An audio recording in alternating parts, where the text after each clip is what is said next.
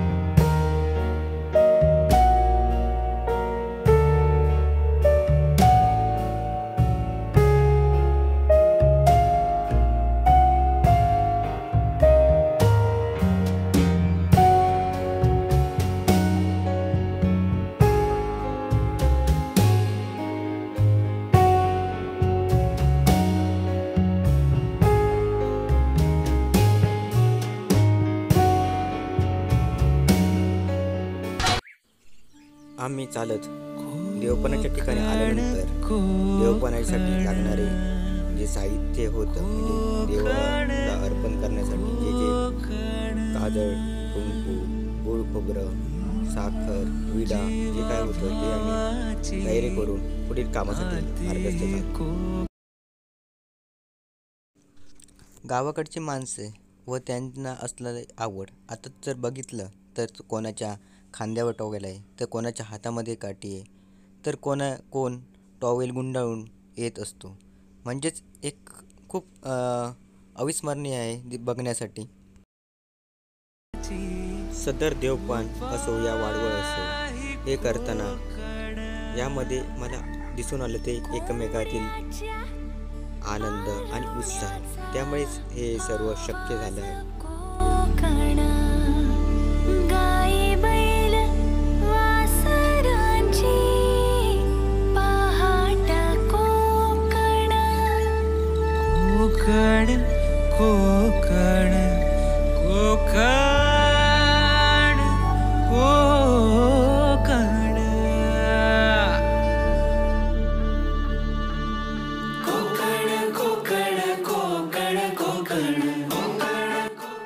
घरातील एक नंबर घराण्यातील जाणते हे देवाला पाणी ठेवताना वरिष्ठांना विचारून देवाला पाणी ठेवण्यात आले.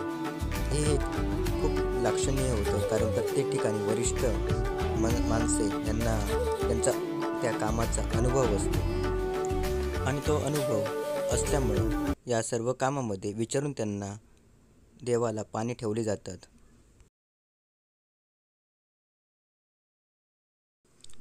देवाला पाणी ठेवल्यानंतर मूळ घराण्याचे जाणते बाळाराणे हे सांगणं म्हणजे गारणं करण्यात येते व भक्षक अर्पण केला जातो. आमच्या घरातले 4 प्रमुख जाणते आहेत, त्यांच्या उपस्थित आम्ही हे देवपण केलं जातं. तर राणे कुटुंबियांच्या नित्यनियमाप्रमाणे जे कार्यक्रम आहेत ते आम्ही कार्यक्रम आवडीने साजरे करतो. तर त्यामुळे कसं आपल्या ते प्रत्येकांना आपल्या डिगसमध्ये राणे कुटुंबांचं एक परंपरा आहे, ती तुम्हाला मी शेअर करायला मला आवडतं, आनंद पण वाटतोय. तर चला, तर मग व्हिडिओ शेवटपर्यंत बघा आणि लाईक आणि कमेंट करायला विसरू नका आणि माझ्या चॅनलला सबस्क्राईब करा. आपल्यासोबत वयस्कर मंडळी आहे, त्यांच्याकडून आपण देवपणाबद्दल थोडक्यात माहिती जाणून घेऊया. त्याप्रमाणे वार्षिक हे देवपण केलं जातं. हे दरवर्षी सर्व सामुदायिक देवपण करून आचारी जाणते असून त्याला सर्व असलेली मंडळी साथ देऊन वार्षिकच्या वर्षात हे पूर्ण पार पाडते. त्यामुळे आम्हाला बराचसा त्याच्यापासून फायदा मिळतो. त्या लाभामुळे आम्ही सर्व सहकुशीने आनंदाने हे धार्मिक कार्य करीत धार्मिक असतो. कार्य करत असतो. त्या धार्मिक कार्यामध्ये प्रत्येक वेळी असाच आमचा सहभाग असतो. मला एक विचारायचं असं वाटतंय की देवपण म्हणजे नक्की काय आहे? देवपान म्हणजे आपण जुन्या परंपरे रूढीनुसार बनवत आलेली प्रथा, म्हणजे जेणेकरून आपण देवपण म्हणजे देवाला दिलेला नारळ नारळ आणि तसा. त्याच्याबरोबर त्याचप्रमाणे असलेला त्यांचे जे वाहन किंवा हे असतं त्यांना एक भक्ष्य म्हणून त्याचा तो असं असतो. त्याला दिलेला असतो. त्या उदाहरणार्थ कोंबा. कोंबा समजा बकरा किंवा आणि काय असेल ते ज्याच्या रूढीप्रमाणे असेल ते दिलं जाते, त्याप्रमाणे ते त्याला पोचते, असा आमचा समज पहिल्यापासूनच आहे आणि तो सत्य आहे. यासाठी तुम्ही विशिष्ट कालावधी ठेवला आहे का हे देवपान करण्यासाठी? अशी ही देवपान करण्यासाठी आमचं हे वार्षिक देवपान केलं जाते. त्यामुळे दरवर्षिक आम्ही करतो. काही अशी आहेत की 1 वर्ष आड करूनही केली जातात. हे आमचं वार्षिक आहे. मग याचा तुम्ही एप्रिल मे दरम्यान करता की आधी करता तुम्ही? एप्रिल मे कालावधी याचा कालखंड? हो मे महिना एप्रिल मेच्या आसपास. ओके, म्हणजे मान्सूनच्या पूर्वी करता. मान्सूनच्या पूर्वी. ओके काका, ही आपली प्रथा आहे. आपण कुठेतरी वेगळ्या गावामध्ये जातो, त्यांच्या पण वेगळ्या प्रथा असतात. तर आपण कुठे पण आपली प्रथा आपण पुढे नेली पाहिजे असं आपल्याला सर्वांनाच वाटत असतं. तर या युट्यूबच्या चॅनलमध्ये आपण पण आपली प्रथा आपल्या गावापर्यंत पाहुण्यांपर्यंत पोहोचूया. धन्यवाद तुम्ही माझ्याबरोबर गप्पा मारल्याबद्दल. नमस्कार काका. तर हे खांडेकर आणि कदम आहेत. खांडेकर हे आमच्या इथे कोंबा घेऊन असतात. तर नक्की यांचं विशिष्ट त्यांच्यासाठी काहीतरी प्राधान्य दिलेलं आहे आपल्या राणे कुटुंबामध्ये. तिरायत म्हणून ठेवलेलं आहे. मग तिरायत व्यक्ती म्हणजे काय आहे? तिरायत व्यक्ती म्हणजे ज्या वेळी आपण कोंबा देतो त्यावेळी त्यांच्या हस्ते हातामध्ये देऊन तो आम्ही देवाला मानवतो. पण ही एकच देवपणा देतात की तुम्ही असे? नाही, सर्व देवपणा. म्हणजे त्यांचा तुम्ही प्रमुख असा हे दिलेला आहे तुम्ही? प्रमुख केलेलं. आणि अजून कोणी तुमच्या इकडे आहे का असं? कदम आहेत ते आम्ही देवाची पूजा करण्यासाठी काहीतरी अडचण असली किंवा काय असलं त्यासाठी कदम यांना ठेवलेलं आहे. तर आता देवपणासाठी देवाचा कोंबा दिलेला आहे. तर इथे आता आपण बंगवणी असते म्हणजे रस्सा असतो, तो रस्सा आता इथे करणार आहेत. आणि नंतर ते उराक पण देणार आहेत. आणि नंतर ते स्नेहभोजन कसं करतात तसं ते मंडपात बसवून इथे रस्स्याचा आस्वाद घेणार आहेत. तर चला तर मग रस्स्याची तयारी करूया आपण.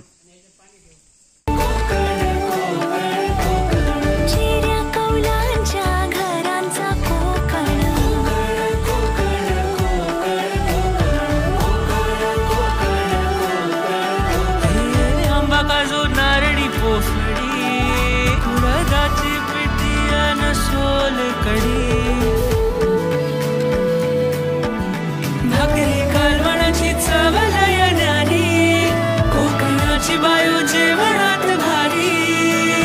कोकण कोकण कोकण कोकण कोकण कोकण कोकण. विहिरीच्या पाण्याची चव निराळी, शांती आनंदाची नदीच ग्वाही. सारवलेला खडा मातीतले खेळ, अशी गर्द छाया कुठेच नाही. सणांचा कोकण, प्रथांचा कोकण, मुकुट मालवणीचा आहे कोकण. दशावताराची झिंग ही कोकण. हे गडकिल्ले क्रांतीची निशाणी, गिरावी तीर थोर छत्रपती. मला हा व्हिडिओ करायला पण खूप आवडला. माझ्या गावच्या रूढी परंपरा कुठेतरी आपण जपल्या पाहिजेत, हाच एक माझा उद्देश आहे. आणि त्याच उद्देशाने मी आज ही व्हिडिओ बनवलेली आहे. आवडल्यास नक्कीच लाईक करा, चॅनल सबस्क्राईब करा आणि शेअर करायला विसरू नका. धन्यवाद.